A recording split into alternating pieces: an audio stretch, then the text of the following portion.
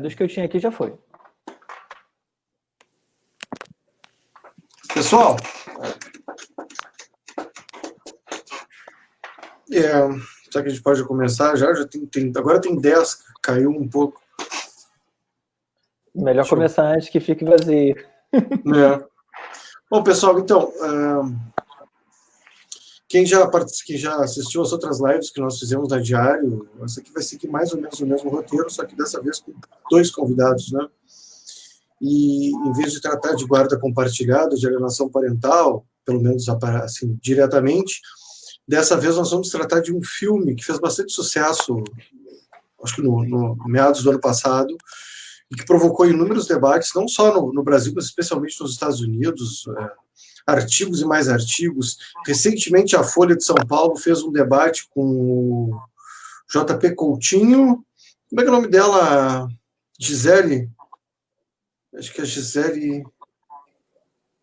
Bom, depois eu pego o nome dela aqui, quando o pessoal estiver falando, eu pesquiso e comento. Enfim, é um filme que causou bastante rebuliço, chamado História de um Casamento, do Noam Baumbach, e eu convidei o Vinícius Ferreira e a Leda Sampaio. O Vinícius é presidente da Anfip e a Leda é psicóloga, trabalha com atendimento de vítimas de violência doméstica, atende crianças também, e se apresenta aqui também como mulher para apresentar, enfim, falar da visão dela do filme, uma perspectiva um pouco feminina.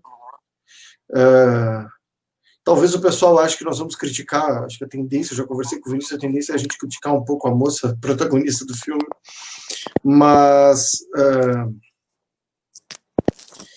é um filme, na minha interpretação, um filme que trata de alienação parental, não tão velada assim, e o fato de interpretarmos o filme como alienação parental velada já diz muito sobre o que eu chamaria de uma cultura de alienação, né?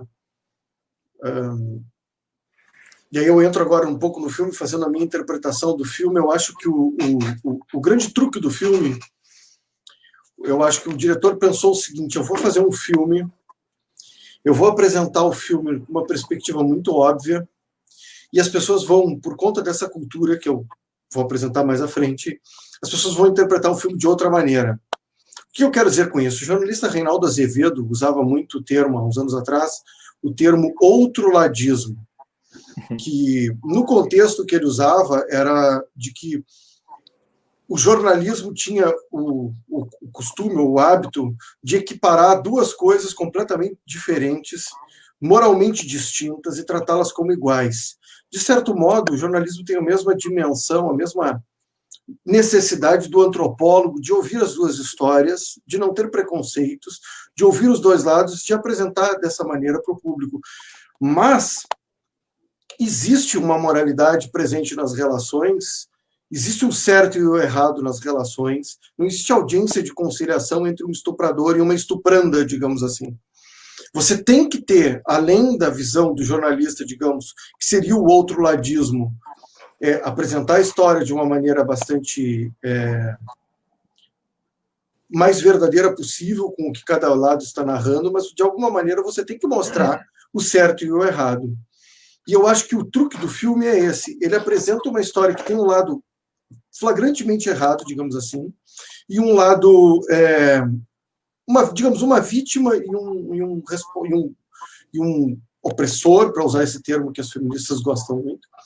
Só que nós acabamos sendo sugestionados a enxergar o filme como um filme em que há duas figuras que têm o mesmo peso, o mesmo valor, e cujas atitudes são idênticas, ou são moralmente idênticas. E aí, quem acompanhou as interpretações feitas sobre o filme na imprensa brasileira e na imprensa americana vai ouvir que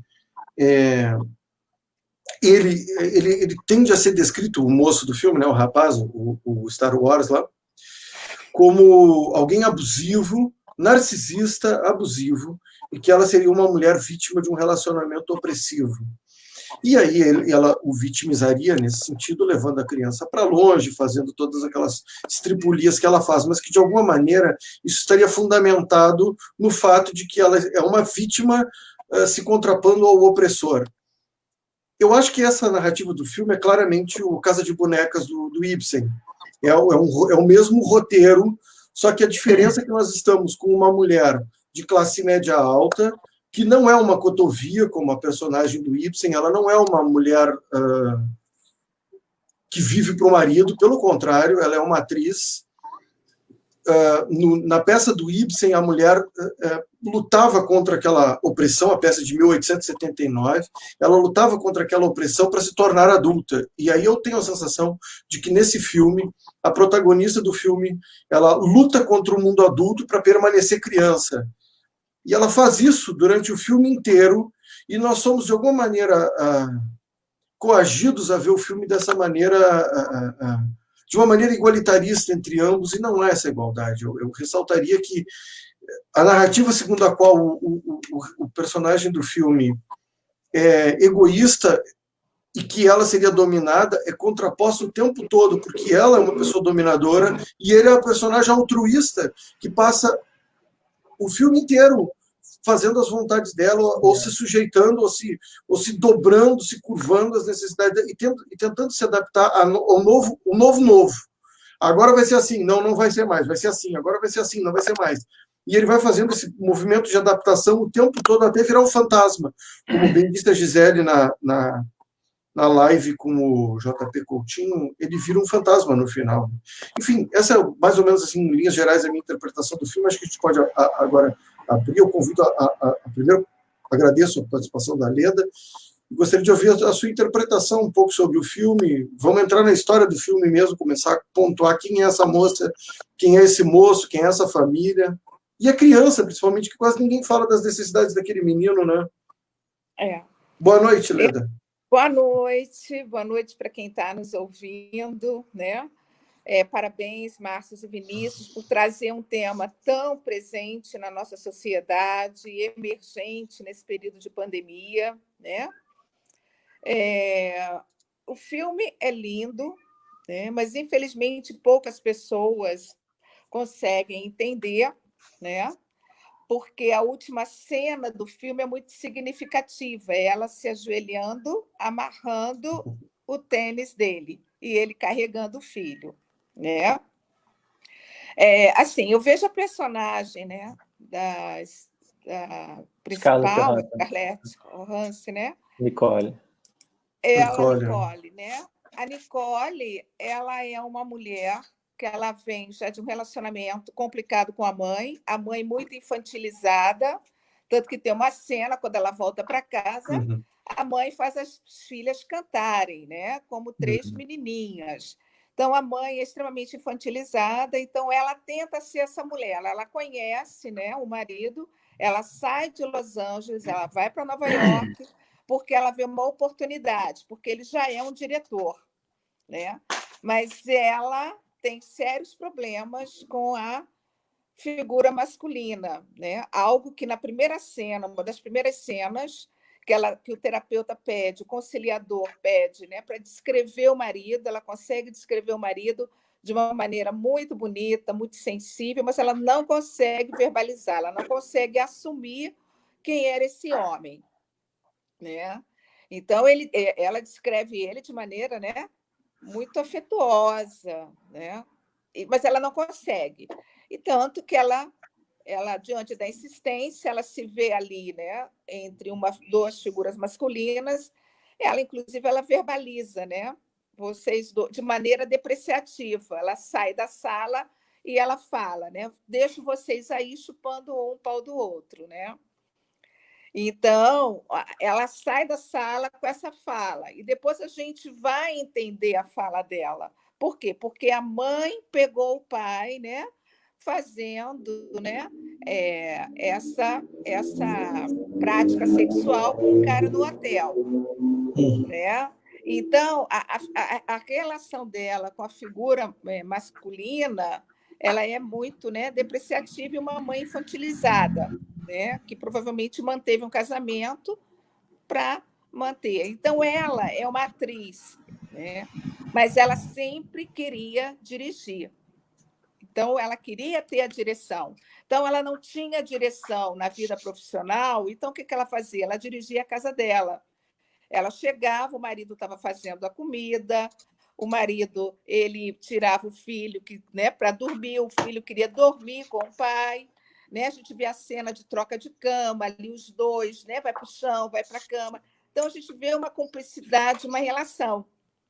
Ela corta o cabelo do pai, ela corta o cabelo do filho. Então, é ela que estabelece os limites e as regras. Então, eu não vejo ela como opressora. Assim, ele como opressor e ela oprimida. Ela era oprimida existencialmente. Não tem a ver com a figura do marido, tem a ver com a figura dela quanto mulher, de não assumir o que ela queria. Então, quando ela começa a separação, aí a gente começa a ver a alienação. Mas eu vejo uma alienação muito proporcionada pela advogada. Aí que começa a estabelecer, né? Ela é impulsionada, porque ela não age por ela mesma. Então, quando aquela cena da advogada tira o sapato e põe os pés no sofá e começa a falar com ela, uma mulher mais madura, mais vivenciada, né? Que ela não tinha essa referência, porque a referência é uma mãe, né, muito infantilizada, e ela entra nesse discurso da advogada e começa. Por quê? Porque o filme começa dizendo que o que eles têm em comum é a competitividade. Eles são competitivos. Então, os advogados, né, nesse traço, começou. Então, ela proporciona uma alienação. Por quê? Porque o filho é a única produção que ela tinha, que ela sabia que era dela. Né? Que é muita coisa da alienadora, né? Quer dizer, eu não é meu, então era o único que ela tinha. Então ela começa, né? Aqueles jogos, o menino está com o pai, ela está falando no computador, falando, né? Quer dizer, ela está sempre marcando a presença quando o pai está com o filho. Ela cria uma circunstância de portão para o pai ir lá com o filho, aí o filho está dormindo, ela deixa ele aqui dormir. Então, é uma sutileza que o filme traz com a questão da disputa do filho, que a gente vê isso no dia a dia, a sutileza, né? E que fecha muito, essa sutileza ela é muito cegada pela fala da Laura Dern, a advogada, quando ela diz o seguinte: a figura feminina ela sempre vai ser escutada, porque nós vivemos uma sociedade judaica cristã, onde a Virgem Maria pura, uma mãe, a maternidade pura. Então, a cegueira de todas as instituições, por quê? Porque tem essa linha mestre, né, da Santa Virgem, que não teve uma figura masculina, o homem não foi visto, José não foi visto. Então, a Laura Dern, naquela fala, ela justifica a invisibilidade. Por quê? Porque aí esse pai ele se veste no Halloween de O Homem Invisível.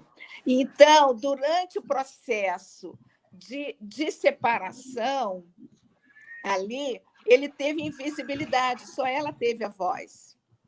Só ela teve voz, né? Então, eu acho o filme muito, muito presente, é muito real, sabe o que acontece. Não tem esse de opressor e oprimido, a gente vê ali um jogo, intercala-se, né? É uma história, mas depois da briga que eles têm, né? Que eles colocam, mas é ali que ela cai em si, quando ele fala: você não assume, você sempre jogou para mim o que você queria, os seus fracassos, os seus medos de encarar. Então, você vê que ela vai, né? Ele ajudou ela até. Né? Eu acho que aquele soco na parede ele foi terapêutico com ela. Aparentemente, é ele que está ali chorando e ela está de cima botando a mão. Aí a gente vê uma relação de poder, né? Ele se abaixa chorando e ela põe a mão e sai. Então, eu penso que ela sempre conduziu. Então, quando ela separa, ela sai, e depois que ela ouve, né? Ele falando isso para ela vai assumir, ela vai ser diretora, né? Então, mas eu queria passar para o Vinícius agora, para ele dar uma palavrinha para a gente poder... mas eu queria só comentar isso que tu estás dizendo, rapidinho, antes de passar para ele, que isso dela comandar, eu acho que ela tem muito uma postura passivo-agressiva o filme inteiro, né? Porque quando ela quer comandar, ela comanda, né? Na hora do almoço, que eles vão escolher a comida, ele não sabia, e ele sempre foi muito passivo, muito acolhedor, muito de se submeter, né? Ela escolhe a comida para ele, ela diz, me dá aqui.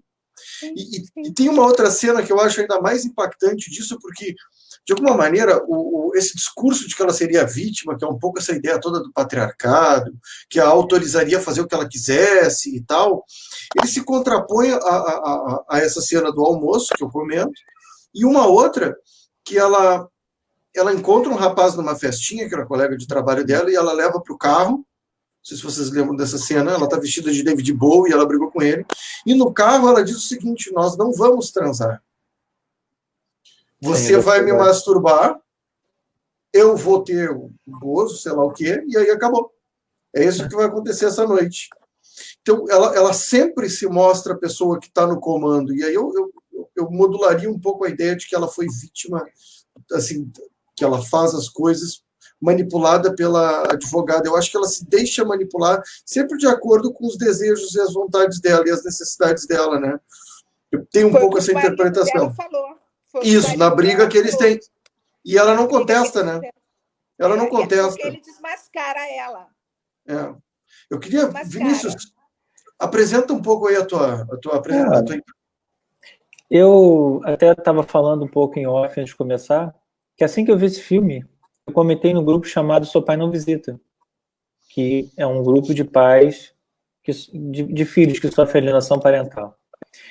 E assim que eu vi o filme, eu pensei, pô, esse filme não vai, pela temática, eu acho que ele não vai, enfim, se difundir muito, as pessoas não vão ver. Para minha surpresa, essa Laura Dern, Leda, ela levou o Oscar de melhor atriz coadjuvante.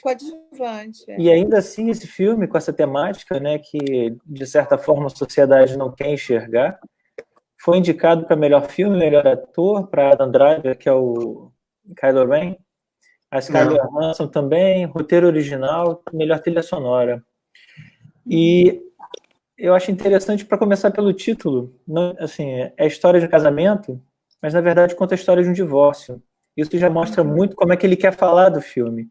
Como a gente precisa ter um olhar atento, porque ele não está falando óbvio, não. A gente precisa olhar um pouquinho mais para baixo. E outra coisa que eu digo, a gente sempre enxerga as coisas com o repertório de vida que a gente tem. Então, talvez por isso eu consiga enxergar certas coisas, né? Eu acho muito brilhante como ele começa o filme, porque eles estão lendo, né, em pensamento o que cada um acha do outro, e na descrição do Charlie, ele começa a falar, a Nicole, ela brinca de verdade, ela escuta de verdade, às vezes até demais, ela é bagunceira, ela é isso. E, na verdade, se for parar para pensar, isso não é a descrição de uma esposa, né, que está numa relação horizontal. Ele, na verdade, tem uma relação quase de paternidade com ela. Ele cuida dela. No filme, não diz quando foi que o pai morreu, ou pelo menos eu deixei passar essa informação, mas o fato é que o pai é falecido e tem essa mãe realmente infantilizada. E sempre me pareceu ali que ela simplesmente casou para sair de casa da mãe. Então ela trocou uma relação de filha com a mãe por uma relação de filha com o marido, né? E é comum, né, da voluntariosidade das crianças, brinquedo novo, brinca a exaustão. E quando acaba a brincadeira, né? Será que ela ia conseguir manter essa posição de filha no casamento por muito tempo? Será que ela ia ser chamada a crescer, né? Talvez quando tivesse começado isso da companhia de teatro para Broadway e tudo, ela viu que ia ter que se posicionar, talvez tenha sido aí que ela motivou a ir para Los Angeles, voltar para casa da mãe, que é importante também. Ela não foi tentar uma vida sozinha. Ela foi para casa da mãe, né? E como o Márcio bem falou, ela se aproveita, ela tem uma aparência fragilizada, né? Mas na verdade ela é a senhora das decisões dela. Quando ela procura a advogada, ela poderia ter falado, não, olha, isso eu não vou fazer. Que me traz também outro ponto muito brilhante do filme, que muita gente não, pelo menos eu nunca vi ninguém questionar. mas as varas de família nos Estados Unidos movimentam por ano 25 bilhões de dólares. Então, quando você pensa que vai para uma vara de família para resolver problemas de família, entenda, você vai arrumar uma briga de família. Aquele primeiro advogado mais barato que o Charlie vai, é um senhorzinho, até indicado pela mãe da Nicole, né? Até porque a Nicole e seu advogado usaram uma regra deles lá, não sei se isso tem no Brasil, mas elas foram a todos os advogados bons, de maneira que o Charlie não poderia usar um deles. Então ele diz, olha, a coisa é assim, você é um pai, mas a sociedade, o tribunal funciona para evitar que as mulheres sejam abandonadas por pais e que as crianças fiquem sozinhas. É justamente contra isso que o tribunal funciona. Ele fala, mas eu não sou assim. Mas ele fala, tá, mas é contra isso que o tribunal luta. E a gente vê o filme todo, como o Márcio também falou, e a Leda, ele fazendo as concessões de Los Angeles para Nova York, são 5 mil quilômetros quase, $250 cada passagem dessa. E ele não parece ter um orçamento tão folgado assim, né? E isso é dispendioso, e ele tem que manter o apartamento em Nova York, mas tem que ter uma casa em Los Angeles, e ele tem que estar disponível, tem que alugar, tem que ter advogados, os advogados são $400 por hora, 900 e poucos dólares por hora, adiantamento de $25 mil, então você vê que as cifras são enormes, né? E aí, voltando ao título, História de um Casamento, que conta a história do divórcio, deveria ser para as pessoas pensarem que talvez o divórcio não seja tão fácil quanto se pinta. Talvez as varas de família não sejam o lugar para você buscar soluções de família, porque ali você vai encontrar o fomento da disputa, porque é isso que dá dinheiro. E é isso que a gente vê naquela audiência esdrúxula, a primeira que ele contrata o advogado mais caro, e os dois advogados, você vê ali, em inglês tem um termo até feio para isso, mas é uma disputa de ego entre os dois advogados, e começa a jogar coisa suja. Ah, mas porque ela bebeu e ela quase não se equilibrou na noite e tal. Ah, mas ele fez isso e fez aquilo. Então, o que é isso? Alguém olhou para a criança? Não. Ninguém olhou para a criança. E isso é importante trazer para a discussão, porque talvez a gente precise repensar muita coisa com base nesse filme. Né? A gente busca solução na justiça e está lá também a fala do primeiro advogado. Olha, a gente pode fazer um acordo, é melhor ceder a Los Angeles, porque... E quando ele vai dizendo o rol de coisas para ceder, o Charlie, que representa muito bem esse papel, estou falando da Bessa, né? Todo pai que começa a lidar com isso e com uma condição de alienação parental, ele é pego de surpresa. A maioria, pelo menos. Então ele começa a lidar com a alienação parental sem saber o que é. Ele começa a lidar com vara de família achando que vai ser simples de resolver, quando a outra parte já contratou um advogado fera. Então, e ali, naquele momento, você vê a ingenuidade, né, do homem que acredita ainda na justiça. E, né, ele fala, não, mas eu não quero ceder Los Angeles, a gente mora em Nova York. Como assim? E que a outra vamos dizer... Enfim, outra estratégia desleal que a esposa usa, né, eles moram em Nova York, no entanto, ela move a ação em Los Angeles. Aí já começa alienando, separando. Né, ato de alienação parental não é só falar mal de pai e mãe, é simplesmente afastar o pai do filho. Já alienou ali. E você vê que a criança muda completamente. A criança começa a não querer ficar com o pai, começa a ficar deslumbrado pelos presentes, pela vida da mãe, e o pai acaba tendo que vir, botar ele no carro e carregar a mala e tudo. Né? Então, ela usa... Eu acho que... Deixa eu fazer uma parte aqui. Eu acho que esse ponto da mudança é muito... A Regina Beatriz Tavares, eu já comentei isso no diário algumas vezes, a Regina diz que são as concessões, assim, que nós nos permitimos que as mães façam isso, porque... Pensa, você tem um compromisso com o pai dessa criança e com a própria criança especialmente. Você teve um filho em Nova York e, de repente, tudo mudou. E aí eu acho que eu queria só reforçar esse ponto. Talvez, se ela fosse tratada como adulta e a sociedade a tratasse como adulta, não fosse fácil ela fazer essa mudança, mas ela se esconde nesse vitimismo, ela se coloca nesse vitimismo, ela usa a narrativa de que ela era oprimida, e isso vai liberando, abrindo portas. Ela era oprimida, então ela pode mudar com a criança, ela pode fazer alienação, porque assim, se vocês notarem, todo o processo foi para quê? Questões patrimoniais eles não discordavam.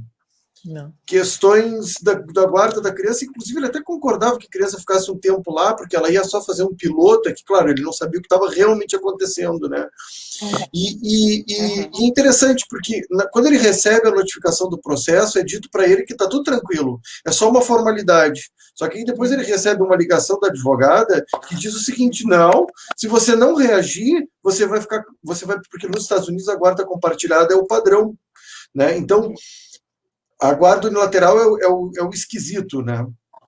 Então elas dizem: olha, você vai perder a guarda do seu filho se você não reagir. Eu disse: tá, mas a gente tinha um acordo de um tempo que eu poderia fazer porque eu estou ocupado. E eu queria, aí, Vinícius, te pedir para complementar toda essa parte que nós conversamos pessoalmente.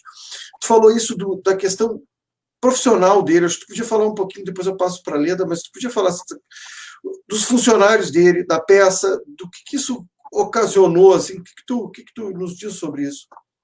Sim. O filme acaba tocando no assunto da alienação parental e no que está no entorno, né? Então, uma coisa comum da alienação parental é você tem uma pessoa que causa essa alienação prejudicando todo um sistema. Então, quando você diz que eles tinham um acordo financeiro, né, para a divisão das coisas do casal e não seria um grande problema, isso muda naquela audiência com os dois advogados. Inclusive, ela faz questão de metade de um prêmio que ele ganhou pela genialidade dele como diretor de teatro. Que prêmio esse seria investido no teatro para manter a companhia? O que acontece com a companhia? Por causa de uma voluntariosidade da mulher, da sua advogada, a companhia toda é prejudicada.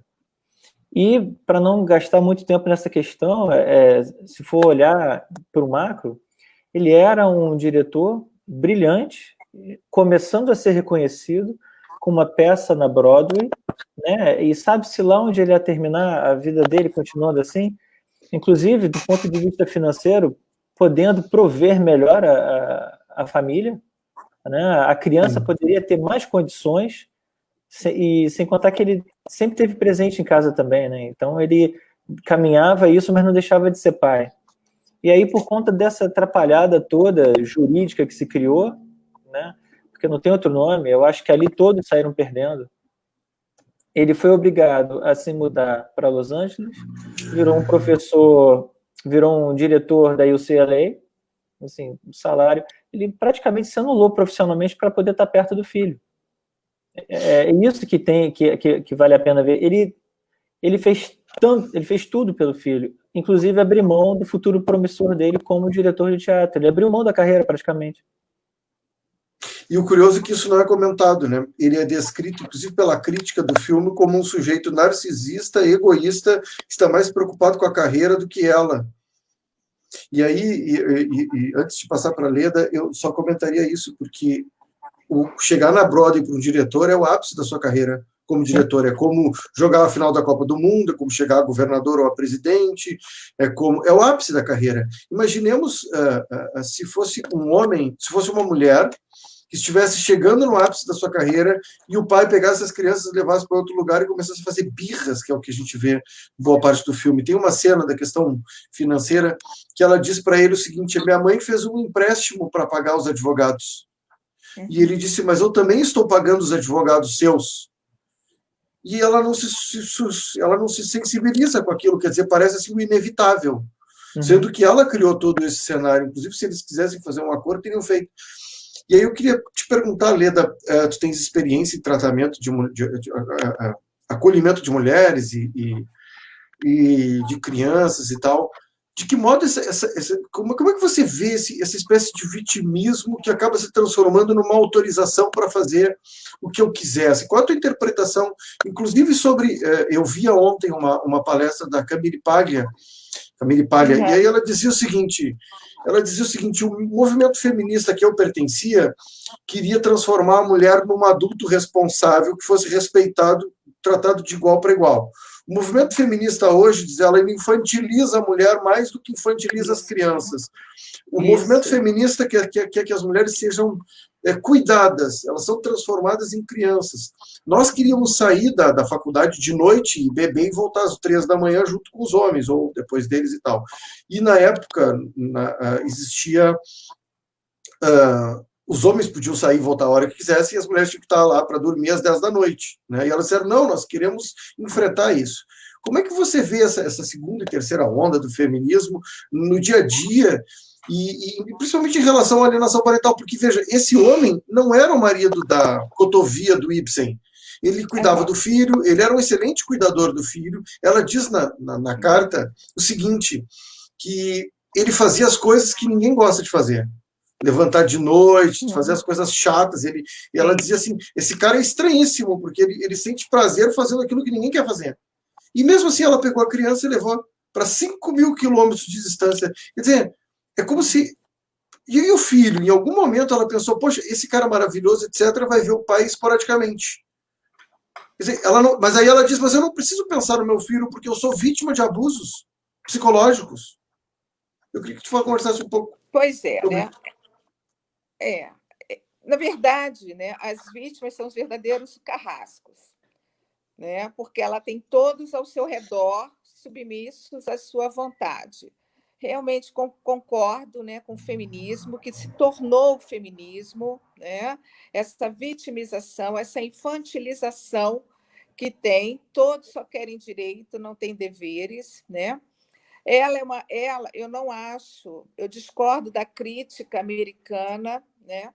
Ela é uma histérica, tanto que ela tinha muitos surtos. Ele fala que ele sempre continha os surtos dela, ela verbaliza também. É uma mulher histriônica, tanto que ela é uma atriz, né? Então, ela é boa na arte de representar, então ela engana, né? Então, assim, ela já começa por aí. Mas a primeira cena do filme, se vocês recordam, ela dá um trompete, eu acho, para ele. Um trompete. Aquilo é muito significativo, porque ele não é músico, né? Ele não tem nada a ver, é um presente que não tem nada a ver. Então, é uma mulher que ela não consegue, ela só pensa nela, ela é centrada nela. Ela não consegue sair da cama dela para ir à noite cuidar do filho dela. Coisas que nós, mães, fazemos muito, muitos pais, muitas mães. Né? Então, ela é totalmente centrada nela, uma narcisista, né? Infantilizada, histérica, né? Eu vou ser muito criticada por isso, se alguém me tiver mais. Helena, se eu puder contribuir, porque assim, tem uma cena que me marcou muito e que a gente vê acontecendo em processos o tempo todo. Ela assume que hackeou o e-mail do Charlie. Ela fala, eu hackeei o seu e-mail, que é crime. Então ela não tem problema nenhum em cometer crime. E na mesma fala, ela emenda dizendo, mas você é tão egocêntrico. E se a gente parar e pensar, tudo isso aconteceu pelo egocentrismo dela. Sim. Entende? Aí porque a histérica não tem regra e leis para ela, é o desejo dela. Exato. E aí eu falo sempre da questão da projeção, né? Que você acaba vendo no outro aquilo que mais incomoda em você. Né? E a questão da antítese do filme o tempo todo, né? História de casamento para falar do divórcio. Usa a mulher que é fragilizada, na verdade, para mostrar alguém opressor, nesse caso. Né? Não, e você vê até a construção. O diretor foi fantástico. Muito construção do personagem. Ela pequenininha, minhãozinha, e ele um homem grande, moreno, né? Então, até nesse disparate, né, dos fenótipos, já coloca, né, ele como o lugar, né, da grande besta, do gigante, do opressor, e ela pequenininha, minhãozinha, vítima, né? Então, as vítimas, concordo, Márcio, com o que fale, eu falo isso o tempo todo, né? E hoje existe os aparelhos, as instituições muito adormecidas, cegas, né? Para esse tipo de comportamento da Nicole. Né? Nicole. Então, a guarda unilateral, né, ela conseguiu, mas trazendo para a realidade brasileira, né? Ainda existe, né, muito essa coisa que a Laura Dern fala, né, da santificação da figura feminina. Nem toda mulher, nem toda maternidade é saudável. A gente viu a Nicole, a gente viu a mãe dela. Entende? Então, esse mito de que a santa mãe, sabe? Isso não dá santidade, não dá pureza na maternidade. E isso é um grande engano hoje do nosso judiciário, né? Então, aonde a gente vê sempre o homem grande, o vilão, e a mulher a vítima. Eu faria... Desculpa te interromper, só faria um comentário sobre isso, que na live que eu assisti do JP Coutinho e da Gisele, a pessoa que apresentava ela disse o seguinte: mas que bom que eles conseguiram resolver a questão do filho. Só que, como é que eles... Quer dizer, e aí eu te disse, será que essa cegueira da pessoa que estava apresentando a live não é a mesma do judiciário?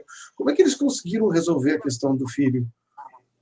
Depois de toda a destruição financeira que foi feita, o sujeito se anulou, foi passar passava viajando, aí se diz que eles conseguiram resolver. O que a gente vê muito assim, de mulheres viajando pelo estado, pelo país, mudando de cidade, trocam de estado 5, 6 vezes, e há justamente essa visão romântica de que a criança está com a mãe, então não há nada que fazer. Nós vimos o caso daquelas duas namoradas que mataram um menininho aquele, né?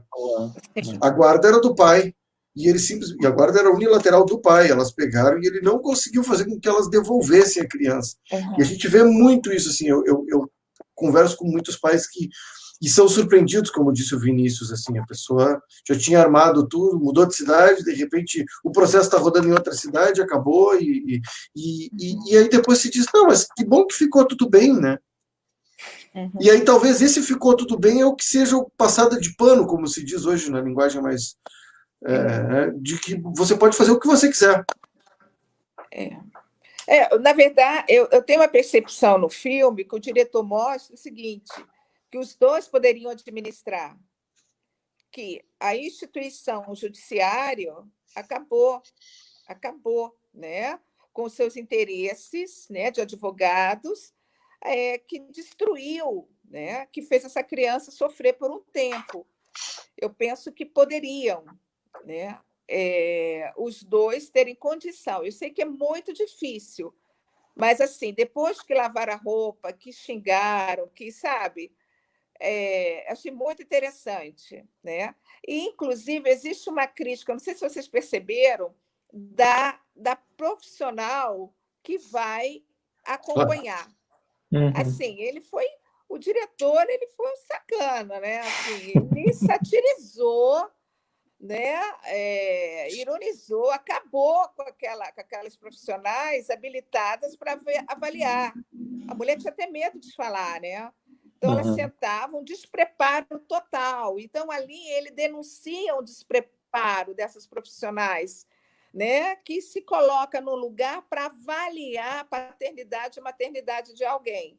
Então, ele, assim, foi... Não, e a brincadeira, quando ele se corta, porque é o tipo de brincadeira, e aí eu complemento, é o tipo de brincadeira que meninos fazem, e que às vezes dão errado, né?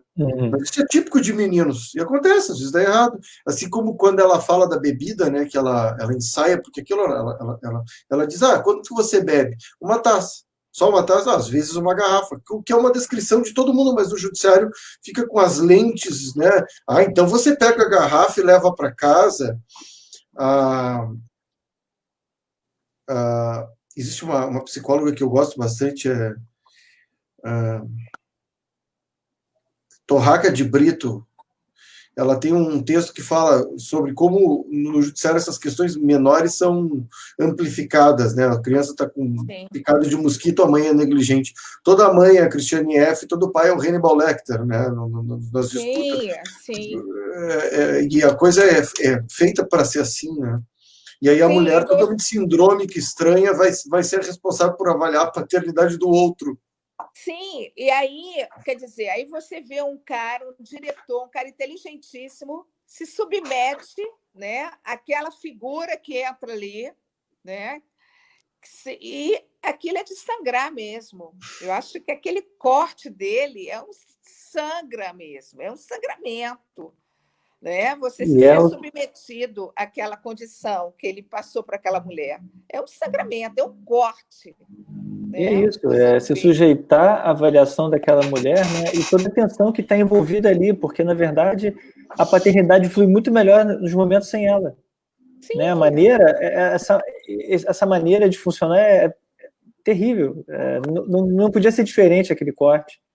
Sim. Uma coisa que eu acho que a gente pode comentar é que o discurso da Laura Dern sobre as mulheres é falso, e muita gente escreveu sobre aquele discurso como se aquele fosse uma descrição da realidade, né? Que a mãe tem que ser maravilhosa, que a mãe... Como se as mães perdessem a guarda, como se os pais... Essa ideia de que a mãe tem que ser perfeita é uma falsidade. Dificilmente a mãe perde a guarda de um filho. E no caso, o advogado, esse o mais barato que ele contratou, ele disse o seguinte: se você ficar, você perde, se você não vier, você perde. Porque, de outras maneiras, ele perderia, ele já havia perdido a criança, né? Ou ele se mudava e perdia todo o trabalho, toda a empresa, tudo, ou ele ficava lá e perdia a guarda, porque ela não ia conseguir. Inclusive, ela mente, o Vinícius, porque, pelo que eu entendi, não é que nem no Brasil, assim, ela mentiu que eles moravam em Nova York, mas em Los Angeles. Mas faziam de Nova York uma espécie de cidade dormitória. Ela mentiu no processo, e aí seria difícil de provar. Mas porque eles discutem muito isso, onde é que é a residência habitual da criança, mais ou menos nos termos da Convenção de Haia, onde é que eles moravam mesmo, e ele não conseguiu mostrar que moravam lá, porque ela tem a casa da mãe, ela disse, foi sempre para lá e para cá, a gente sempre vinha. Talvez se morasse mesmo em Nova York, quem decidiria seria em Nova York, como é a Convenção de Haia, como é, inclusive, o artigo 8º da Lei de Alienação Parental diz isso, né, que a criança, a ação tem que ser julgada na cidade onde a criança morava, e não onde ela mora agora, é onde ela estava antes. A criança, a ação tem que ficar lá, né? Embora ele questiona isso até, o pai, né? O pai questiona isso. Mas, na verdade, isso aí também é um ponto fraco do próprio sistema legal, porque bastava ver a frequência escolar da criança, onde ela estudava. Sabe, é fácil você mostrar onde uma criança mora, efetivamente. Eles trabalhavam lá, e você tem registro, assim, não dá nem para dizer que eles passavam o final de semana em Los Angeles, dada a distância, entende? Então, na verdade, ainda é um pouco eu escutei esse nome outro dia e gostei, da síndrome da Nossa Senhora, né? A mulher tem essa palavra, porque ela é mãe, porque o filho é dela e tudo, ela tem a palavra quase santificada. E quando eu escutei esse termo, né, síndrome da Nossa Senhora, eu gostei porque nem Nossa Senhora deixou Jesus sem pai aqui na Terra. O José era um homem e estava ali na posição de pai, mesmo ele sendo filho de Deus, não para falar de religião, não é? Então, assim, não dá para a gente pensar numa situação onde o filho é só da mãe. A gente tem aí uma série de estudos que mostram as sequelas que ficam para a criança depois, e que é pouco falado no filme, né? Ele fica na história do divórcio, mas como seria essa história da ótica da criança? Será que é o melhor interesse dela mudar para Los Angeles? Se ela estava acostumada com os amiguinhos da escola de Nova York? Entende? Mas esse é o ponto da alienação, Vinícius. Você vê que ele mudou o discurso, ele já não gostava dos amiguinhos, ele gostava dos amiguinhos de Los Angeles, porque tem uma idade... A família é só a família da mãe. Ele fala uma hora do carro, ele diz, não, a minha família é a família da minha mãe. E aqui o pessoal aqui... Exato, entende? Então ele já estava alienado. Não é só, até uma alienação familiar, né? Então ele já estava ali, ele não tinha, já era passado. Ele falava no carro, pai, eu não gosto, não, eu não gostava dele. Então ele mudou. Então tem uma idade, e aí o erro do judiciário é muito sério, por quê? Porque aquela mulher, né, com aquela cara de lesada, que vai para lá avaliar a qualidade da relação de um pai, primeiro que o judiciário ele avalia no momento da crise, né? Então, a probabilidade de errar é muito grande, porque no momento de crise, tanto que a gente viu no filme a qualidade da relação do pai com o filho. E ela não vai levar isso em consideração, ela vai levar em consideração aquele momento ali. Então, por isso que o judiciário ele erra muito, né? Então, hoje, a gente precisa de um judiciário, de profissionais comprometidos com a justiça de escutar os dois lados, né? Porque senão a gente só aplica a lei, a gente não faz justiça.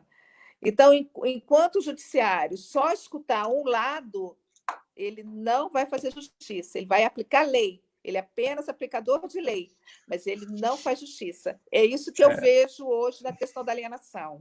E é um aplicador de lei com viés também, né? Deixa eu só voltar um pouquinho nessa questão do judiciário, porque o começo do filme é justamente uma tentativa de mediação.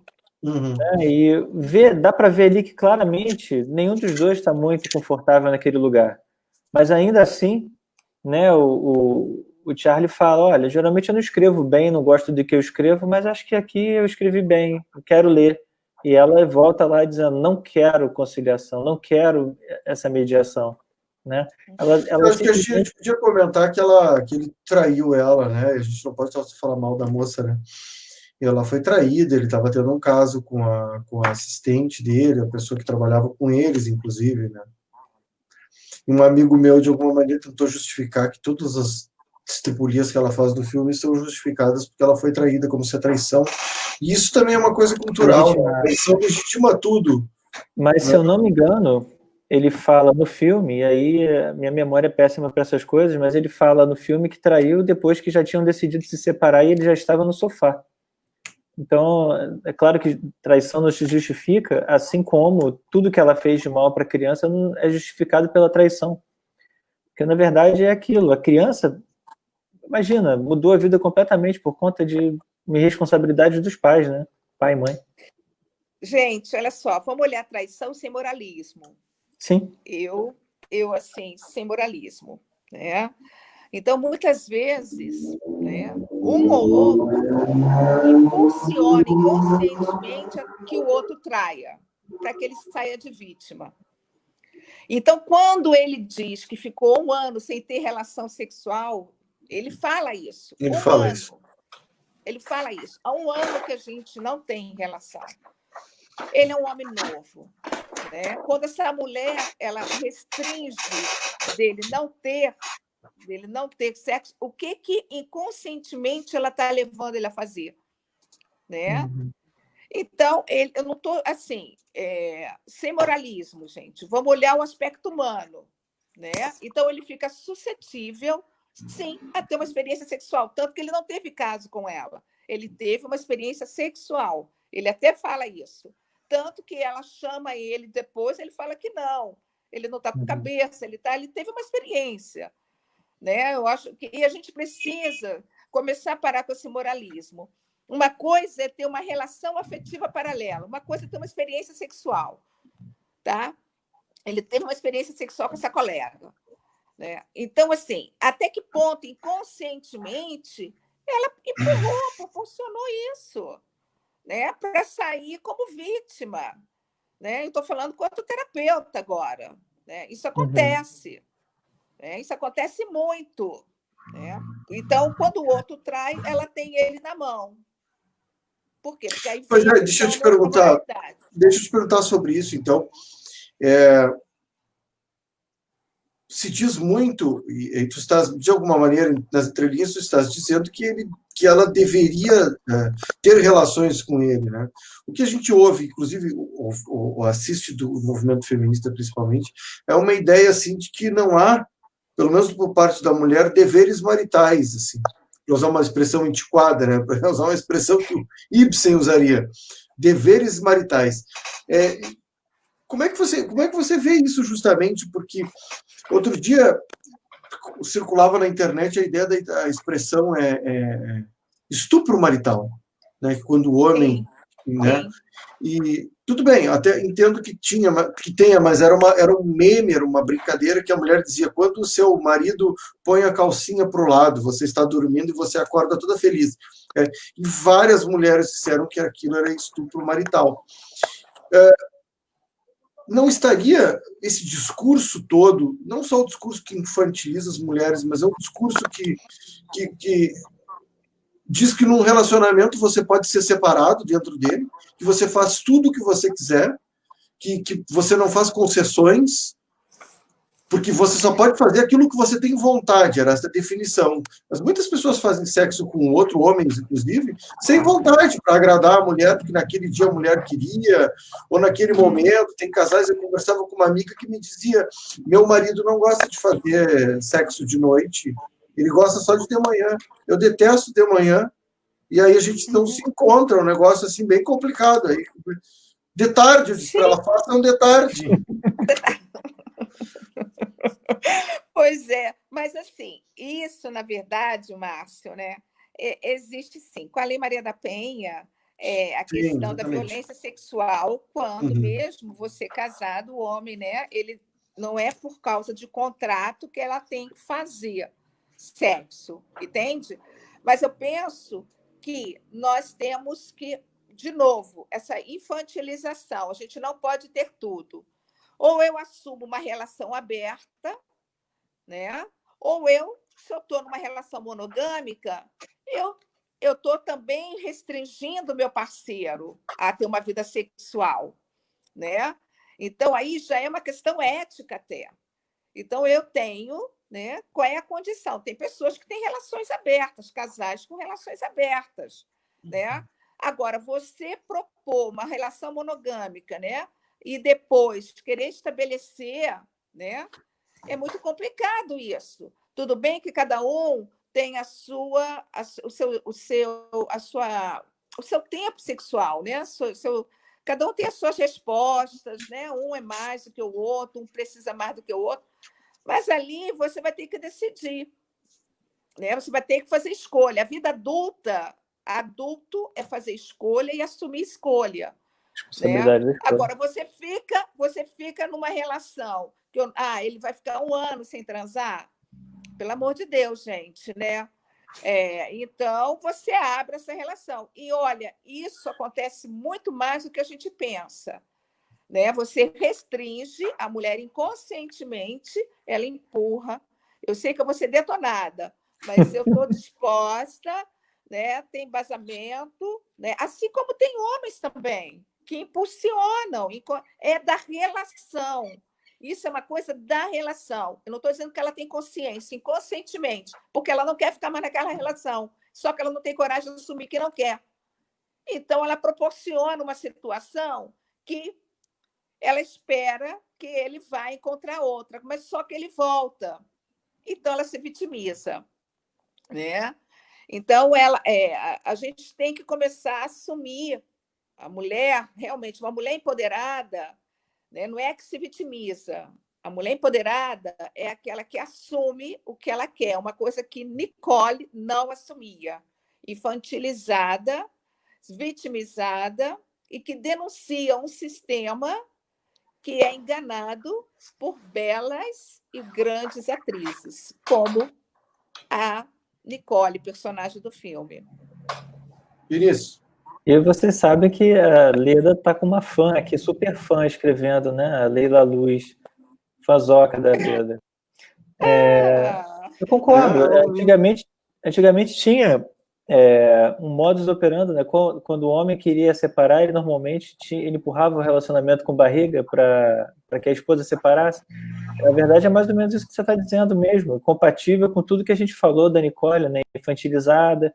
Ela quer, mas ela não quer a responsabilidade do que ela quer, ela não quer culpa, então ela simplesmente priva o companheiro de sexo e nada, assim, era esperável, né? Era esperado isso aí. E ela é uma atriz, né? Ela é uma atriz, ela sabe representar. Sim. E tudo envolve, mais uma vez, a gente retorna nesse ponto, né? É vontade dela. Né? E ela dizendo sempre para ele, você é egocêntrico. Ela tem várias falas no filme que assim, tem que ser do jeito que você quer e não do meu. E na verdade, uma das primeiras coisas que o Charlie fala na primeira tentativa de conciliação é: não, pode fazer do jeito dela porque ela diz que sempre faz do meu. No primeiro momento do filme que tem uma decisão que ele vai tomar, ele inclusive de novo dá para ela, que fala muito de antítese, é um filme construído em cima da antítese, né?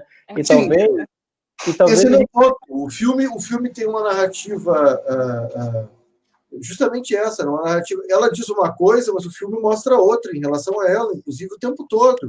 E muitas pessoas que acabam comprando a narrativa dela, e muito da crítica comprou a narrativa dela, eu acho que por isso até que a gente fez aqui, para tentar desequilibrar um pouco para equilibrar um pouco esse desequilíbrio, porque é visto como um relacionamento de duas pessoas. E como é que pode se dizer que o sujeito era egoísta? O sujeito muda de cidade para ficar perto do seu filho.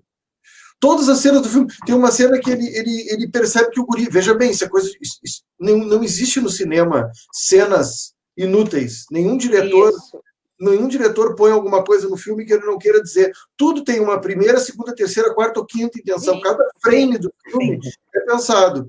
Tem uma cena do filme que ele olha para o guri, ele está comendo, ele olha para o guri e vê que o guri está com a roupa errada, que assim, que ele botou de... como ele vira a camisa, né? Aí ele levanta e vira a camisa do guri. Quer dizer, como é que esse cara não vê o outro? Como é que ele não reconhece a autoridade, a alteridade? Se ele olhou, ele percebeu uma coisa sutil, que é um traço supostamente feminino. Perceber que a roupa não está adequada à criança. E ele é chorão. É dito no filme que ele chora por qualquer coisa. E ele é chorão mesmo, né? Aliás, uma terapeuta que eu gosto bastante, americana, a Tara Palmatier, ela fala muito dos homens que são, eu não sei, tipo complacentes, sabe? Mas eu não estou me lembrando o nome exatamente, a expressão em inglês. Mas é esse, o Charlie, como o novo namorado da Nicole, como o cara do carro, eles são aqueles caras que vão cedendo, que, sabe, ele não tem uma postura firme. O novo namorado não tem aquela... Ele está brincando de arminha com a criança quando o Charlie chega e a Nicole entra com uma autoridade, né? Eu acho isso é uma característica. Sim, e é por quê? Porque ela assumiu a direção. Sim. Ela fala para ele, né? Estou sendo indicada, né? Porque ela agora está no mesmo nível dele. Então, ela não conseguiria ficar. Ela tem que ficar com o infantilizado na casa da mãe. Ali é todo mundo infantilizado. Não cabe um adulto ali. Tanto que ele olha as fotos, não tem mais ele nas fotos. Sim, ele é um fantasma, né? Ele é o homem invisível. Ele é o homem invisível. Não, no final do filme ele põe o lençol, não tinha roupa para ele põe um lençol, ele vira um fantasma. Perfeito, muito perfeito isso. Mas ele que é outro Halloween, e ela tá vestida, e aí, desculpa, pessoal, agora vão brigar comigo, mas ela se veste de John Lennon, que era justamente o infantilizado dos Beatles. Era o idealista, é o romântico. O sonhador. Egocêntrico. Eu sou o gênio da banda. Eu sou o mais brilhante músico. E o menino é o George Harrison. George Harrison. O menino é o George Harrison, né?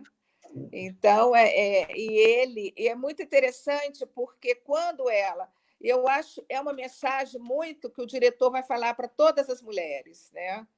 Quando uma mulher está resolvida, ela não tem medo de homem. Ela não compete mais com o homem, porque ela está resolvida com ela mesma. Por isso que não é problema ela se abaixar e amarrar o cadarço de sapato. Então, essas mulheres que ficam aí, né, brigando, brigando por isso. Entende? Isso é uma demanda delas, elas precisam buscar nelas, né? Como a Nicole no final. Mas isso é uma coisa que fica claro o tempo todo, né? Como ela consegue adoecer um sistema por uma demanda dela. Então, o tempo todo é muito mais simples cuidar da demanda dela. Em cima da antítese também, de novo, né? A questão do portão ali é bem icônico. O problema é dela, ela usa essa estratégia, o pai vai lá consertar e ela ainda arruma um jeito de usar isso contra o pai no final, né? Enfim, é sempre manipulando, sempre... E no começo do filme, não sei se vocês lembram também, ele tá jogando Monopoly com a criança, né? E ela fala, ele é muito competitivo. E, na verdade, a gente acaba vendo que quem é muito competitivo nem é ele, né? Ela que competiu por esse cargo de direção e ela que competiu para a altura dele. ele é o condescendente, né? E outra que fala a mesma coisa é a Cris Godinez, de quem eu gosto bastante também, recomendo para quem não tem dificuldade com o idioma. A Cris Godinez é brilhante, ela trata disso. E eu te perguntaria uma coisa, Leda. Eu li um livro agora, eu sempre falo nas lives o nome dessa moça, dessa mulher, e acabo esquecendo o nome inteiro dela. Lídia alguma coisa, o livro dela é da Artimed. E aí ela falava sobre essa interpretação muito comum no judiciário, que o problema é sempre o casal mal resolvido. Como se usa muito também na disputa, na discussão sobre a segurança pública, como se todo problema fosse um problema de desigualdade social. E não é. Não é. O estuprador não é um estuprador porque ele não teve condições ou alguma coisa assim, é uma patologia. E às vezes o casal, você tem pessoas que são borderlines, pessoas que são narcisistas, pessoas que são Munchausen, algumas pessoas emergem um Munchausen quando tem filhos. Um pai me dizia que ele está sendo alienado por causa do Covid, mas com alguma justificativa, porque a mãe ela é obcecada, obsessiva, ela se trancou dentro do apartamento, ela não saiu nunca mais. Então, às vezes, eu tenho a impressão assim, de que esse modelão, como disse um advogado em um dos nossos grupos, esse modelão que interpreta tudo como picuinha de casal, inclusive a questão da guarda, como se o homem não quisesse aceitar que a guarda tem que ser da mãe. Por que o homem tem que aceitar? Por que o Charlie teria que aceitar que agora ele não vai mais ficar com o filho dele? E os direitos dele de paternidade? Por que ele não pode ficar metade? Inclusive, só para fazer uma nota, a guarda ficou compartilhada no final, e ficou verdadeiramente compartilhada 50-50, mais ou menos, 55-45. É dupla residência alternada, porque isso que significa guarda compartilhada nos Estados Unidos. Não é isso que tem aqui no Brasil, que é a guarda unilateral com outro nome. Na guarda. Eu queria te perguntar isso. As patologias no judiciário, por que elas não são percebidas? Tudo bem que a pessoa não vai ser avaliada, mas assim, poxa, às vezes você tem uma. Se você tiver alguém treinado no MP ou alguém treinado no judiciário, mas no MP a pessoa já vai perceber uma junta e dizer, isso aqui é um comportamento bem estranho, tem provas aqui que indicam, talvez, border, narcisista, o cluster B, né? O Munchausen. Sim, exatamente, né? Deveriam ter, né? Porque fica no psicólogo judiciário, mas o que embasa tudo é a patologia. Se você não tiver uma base de psicopatologia, você vai ser embarcado. Né? A Nicole, né? Primeiro que no filme ninguém escuta a criança não é escutada. Né? A gente já vê que a criança não é escutada. Mas, assim, Márcio, eu sinalizo muito isso, né? A falta. Eu, inclusive, já tive, né, psicólogas do judiciário, né, que alguns anos atrás me procurou e ela confessou um caso que ela não tinha vivência clínica, ela não sabia, e realmente era uma mulher teatral que estava acusando o pai da menina com uma falsa denúncia de abuso. Ela ainda teve uma humildade, né, de ir procurar, né, trocar, mas são raras, né? Deixa eu comentar aqui, só para dizer o nome. O nome é disputa de guarda e visita no interesse dos pais ou dos filhos, é uma interrogação, da Lídia Rosalina Folgueiro Castro, o nome Eu sempre cito porque no começo do livro ela fala isso, que o judiciário tem muita tendência a ver as disputas como alguma coisa mal resolvida que vai se resolver de alguma maneira. Olha, você tem uma divergência, às vezes, insolúvel. Eu quero, digamos, né, o sujeito, eu quero ficar mais com o meu filho, ela quer ficar mais com o meu filho, como é que a gente resolve? Sabe? Inclusive, do ponto de vista da criança, o que é melhor para a criança? Não importa o que está mal resolvido entre eles, você tem que fazer aquilo que é necessário para a criança. Né? Isso, exatamente. E voltando a falar do judiciário, eu acho que a gente acabou passando aqui, correndo. O Márcio Souza fala, né, a falta de ética dos advogados, que consegue piorar muito a situação. E aí eu peguei aqui no Código de Ética, tá aqui, ó, a primeira coisa, o Conselho Federal da Ordem dos Advogados do Brasil vai dizendo, entre as coisas que o advogado tem que fazer, ser fiel à verdade para poder servir à justiça como um de seus elementos essenciais.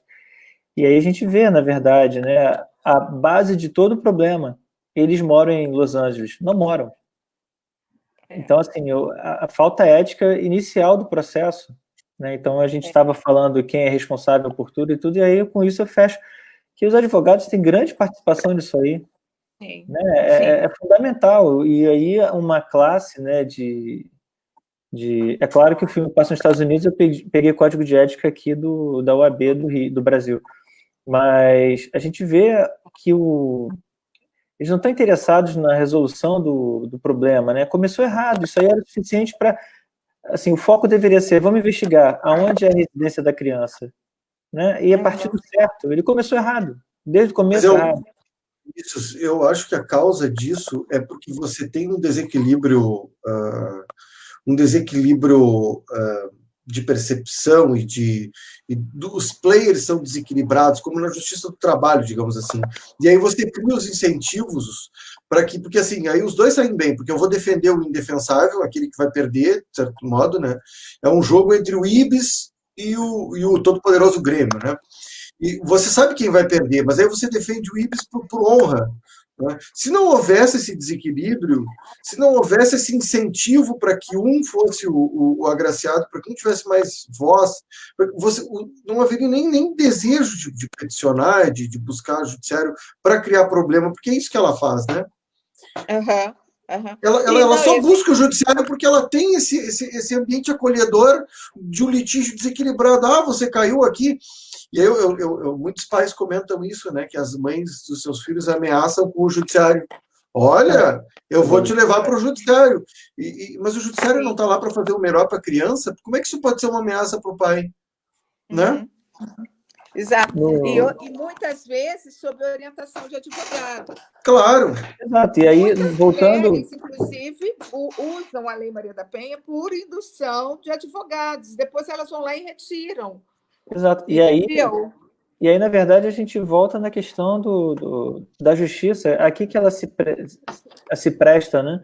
Porque no caso do filme, bastava uma investigação onde a criança está acostumada a viver.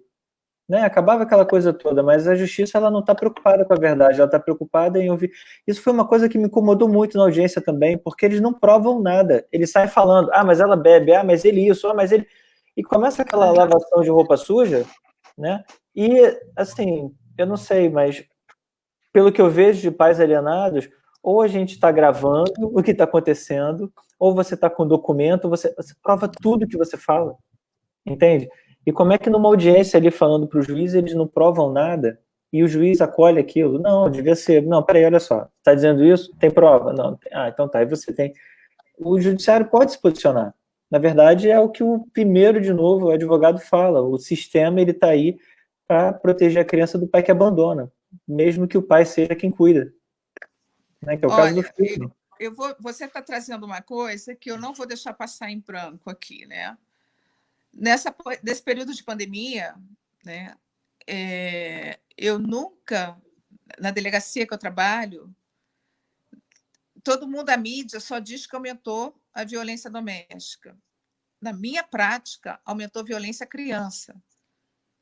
O abuso sexual subiu assustadoramente.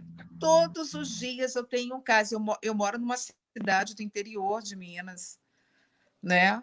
Todos os dias tem um caso de abuso, porque os pais estão trabalhando, as crianças estão sem escola, as crianças estão muito vulneráveis, entende?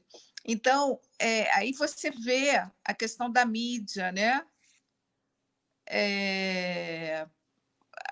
Aonde está o lugar da criança nessa sociedade? Aonde está? Alguém pensou nesse período de proteção, de pandemia? Não, põe X na coisa. E a criança? Aonde ela vai? Né? Então, eu nunca vi tanto número todo dia. E isso é uma cidade, né? Agora, imagina os grandes centros, né? Nos prédios, né? O que tem feito para a criança? Né? Porque os pedófilos estão aí, né? Estupradores estão aí. Né? Então, a criança ela é muito negligenciada em todos os aspectos. Eu não vou deixar isso passar. Aproveitando a sua fala, mas aproveitando a sua fala, tem uma coisa interessantíssima que muito artigo científico fala isso. O alienador, ele disputa a posse da criança, mas ele não quer estar com a criança, tanto que ele terceiriza a educação da criança, não é? E é muito frequente. A literatura é vastíssima nisso, isso é meio que ponto pacífico, né? Já é uma lei, vamos dizer assim. E a gente vê também no filme um pouco disso, né? Ela está na festa, ela está correndo atrás da carreira dela e tudo, e ela tem a rede de apoio. A mãe, a tia e tudo, aquela casa em Pasadena, que era longe. E nessa pandemia, então, que a gente está vendo, é muita gente impedindo o pai de ver o próprio filho, com base no discurso duvidoso de que, enfim, a criança pode se contaminar estando com o pai, né?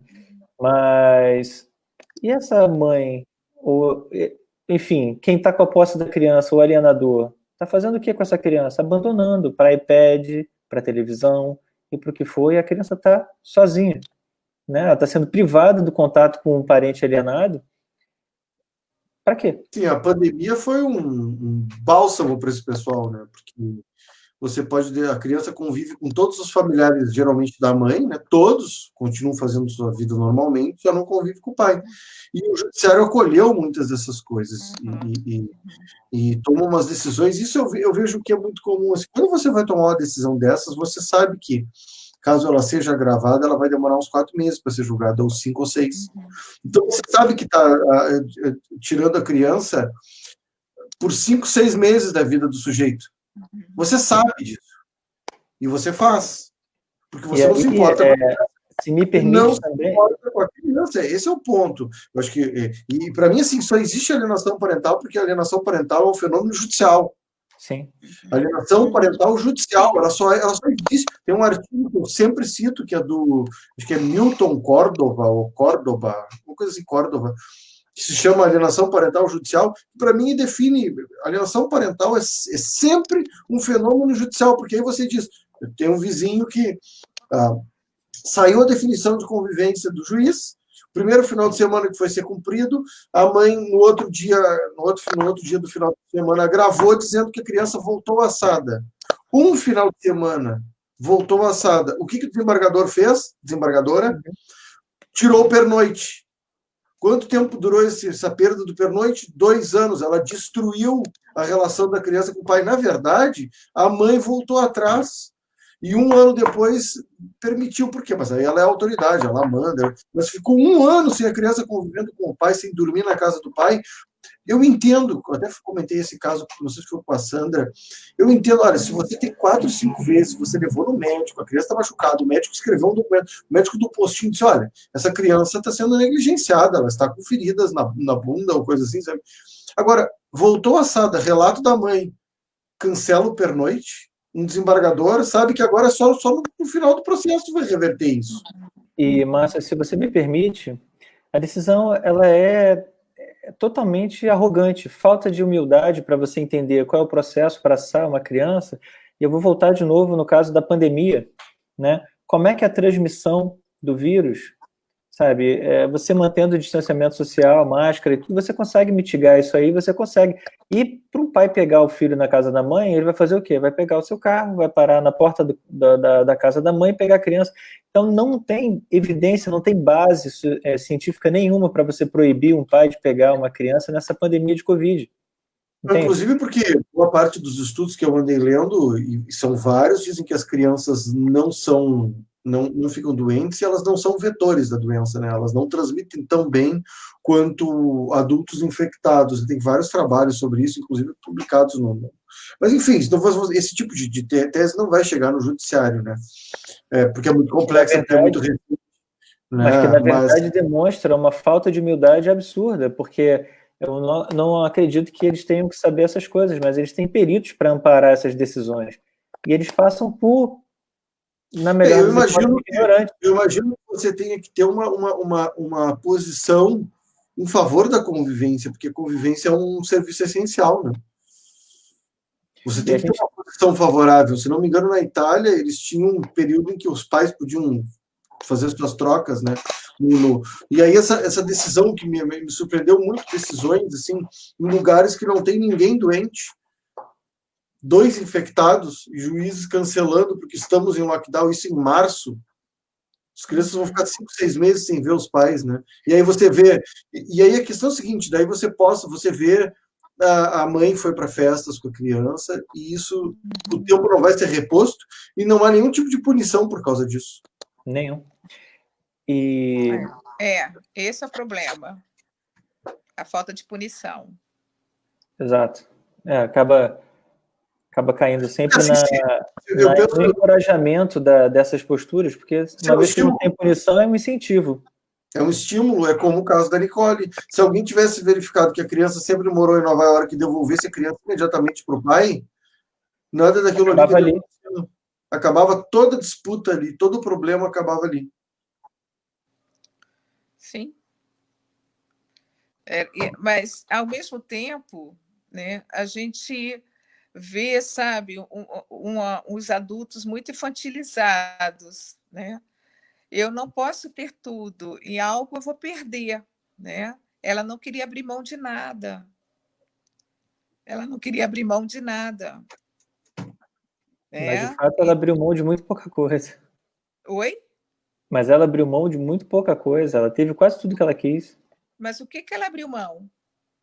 Assim, eu falei muito pouca coisa porque eu não lembro do que ela tem aberto mão. Para mim, ela conseguiu tudo que ela queria. Sim, ela não... Porque ela era vítima. Porque ela era vítima. Ela vestiu, né, um personagem... E aí, assim, vou fazer um comentário aqui. Na briga que eles têm, ele diz, você escolheu casar. Você escolheu ter filhos. Foi você que decidiu que eu ia casar com você e foi você que decidiu que nós teríamos um filho. Sim. E ela não questiona, ela não diz que não. Ela não... Sim, exatamente. E aí ele fala, né? Você que tem os seus medos, não assume, você não corre risco, então se esconde nele, né? Então é isso que é o ponto, né? A gente precisa ver que vamos ter perdas. A questão é que ninguém quer perder. Só quer ter ganho, como ela, como a criança. Mas ele aceita perder, né? Ele aceita, ele vai cedendo, ela não aceita perder. E o interessante da leitura do filme que as pessoas fizeram é que ele não aceita perder e ela aceita. Não. Como? Não. Você vê aí, que no jogo, assim... ali, o jogo imobiliário com o filho, a reação, ninguém gosta de perder, mas o Charles sabe perder. Ela não. Ela descompensa, ela sai, ela tem o surto dela. É como ela lida na vida com as perdas, vitimizando, né? Ninguém gosta de perder, mas a gente vai perder. Então, ali naquele jogo, a criança é a única que tem ali, ficou olhando aqueles pais, né? Com as suas atitudes. Quando, na verdade, esse lugar deveria ser da criança, que a criança a gente ensina nossos filhos a perder. O Márcio fala da crítica, né, apontando, na verdade, a vilania do Charlie. E é interessante porque as pessoas só realmente enxergam com o repertório que tem. É claro que aqui a gente está falando entre pessoas que vivem a questão do divórcio, né, que acompanham outros casos, mas é interessante pensar que talvez a população em geral que não lide com o divórcio pense dessa forma. É completamente cego para a natureza do fato de que essa mulher manipulou todo o sistema para se vitimizar e conseguir tudo que ela queria, como a gente tem falado aqui. É interessante como a sociedade não enxerga, né? Ela manipulou, inclusive, a crítica. Ela manipulou, inclusive, a crítica do filme. E eu acho que esse... Inclusive, algumas pessoas disseram que o filme não era bom por isso. Porque o filme era óbvio demais. Quem não viu o discurso dela disse, mas o filme... Ela é vilã, muito obviamente é vilã do filme. Quem não comprou o discurso. Mas, enfim, acho que a gente já está 1h20. Acho que a gente podia encaminhar. Vocês têm mais alguma coisa que vocês queiram dizer sobre esse filme maravilhoso? Que tal, Vinícius? Tem mais alguma coisa a dizer? Eu acho que agradeço a oportunidade de poder debater, que afinal de contas foi uma ideia que eu tive há muito tempo atrás, né, e de desenvolver num grupo, acabei não tocando para frente, a gente bateu um papo e pronto, surgiu a live.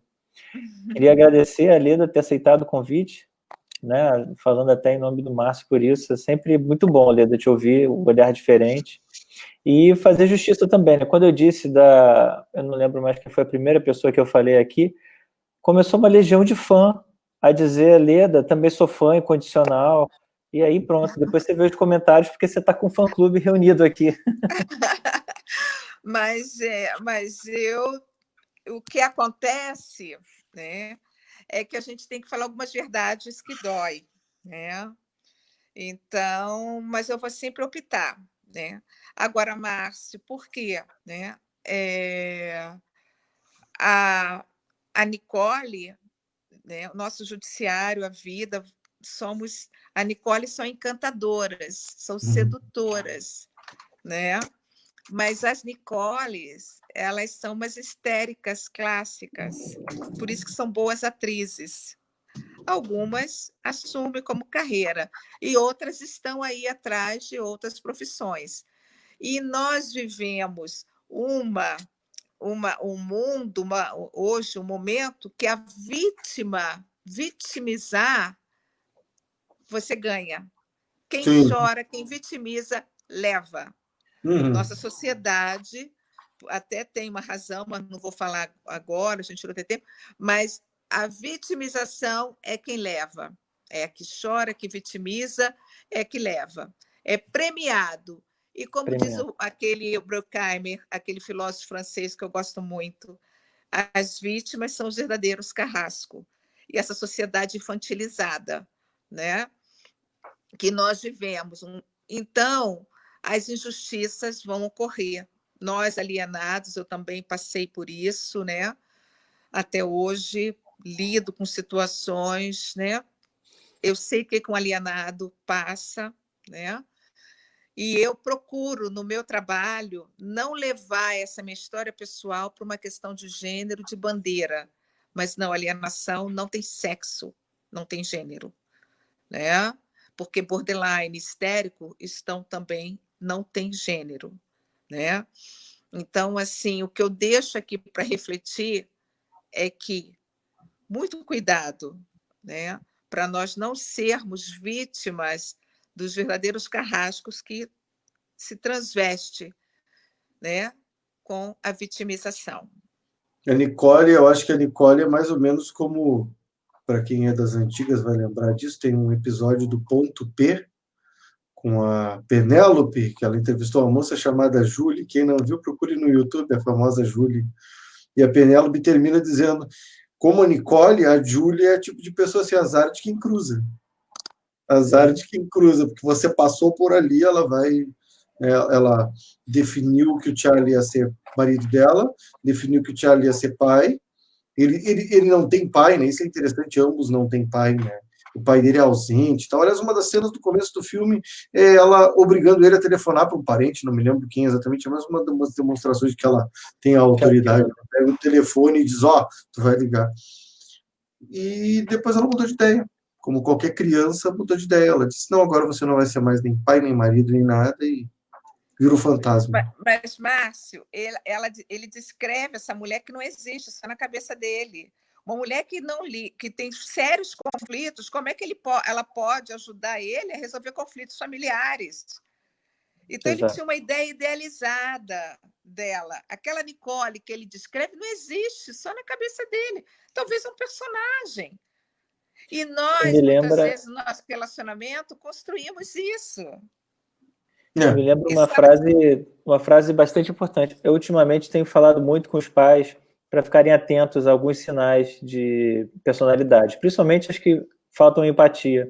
Ninguém sai ileso de um relacionamento com sociopata ou com qualquer dessas condições de falta de empatia, né? É importante que a gente precise reconhecê-los e sair, né? O relacionamento abusivo não começa de uma hora para outra. Na verdade, ele vai piorando aos pouquinhos, da mesma forma que uma violência doméstica não começa direto com a violência em si, é aos poucos. E a gente tem que saber se proteger cada vez mais. É isso aí, então, né? Bom, para quem quiser, siga aí a nossa página Diário de um Alienado, tem a Anfipa. Acho que a Leda tem rede social, tens a... Eu tenho meu Facebook, tenho meu Instagram, e eu estou na Anfipa também. Ótimo. Então, e fica a dica aí para quem quiser dar uma assistida no que foi discutido aqui. Eu sei que alguma pessoa pode ficar meio chateada, que talvez tenha uma visão muito masculina do filme, mas é um contraponto ao que muito do que foi dito, né? E eu recomendaria aqui algumas coisas. A entrevista da Camille Paglia para o Roda Viva, que tem tradução, então você não vai ter dificuldade. Quem não tem problema com isso, procura feminismo, alguma coisa, uma palestra. Quem não tem dificuldade com o inglês, procura feminismo, alguma coisa. Ela está na Inglaterra, eu acho.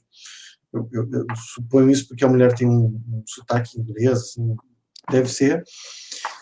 Para quem quer estudar mais um pouco, no Brasil eu não vi tanta coisa bacana assim sobre cluster B, transtornos de personalidade. Tem os vídeos da Tara Palmatier e questões de masculinidade também, e da Cris Godinez, que é excelente. E é isso, agradeço a audiência, acho que a audiência vai ser maior depois quando o vídeo ficar aqui, as pessoas assistem quando quiser. Esse negócio do ao vivo só funciona no futebol hoje em dia, porque em geral as pessoas escolhem para ver o vídeo a hora que quiser. Então eu queria agradecer ao Vinícius e à Leda. Se pintar um outro filme desse nível, aí a gente faz de novo. Foi muito bom. E vamos continuar conversando. E obrigado a vocês que ficaram até aqui, até agora. Boa noite a todos. Boa noite. Obrigado, boa noite.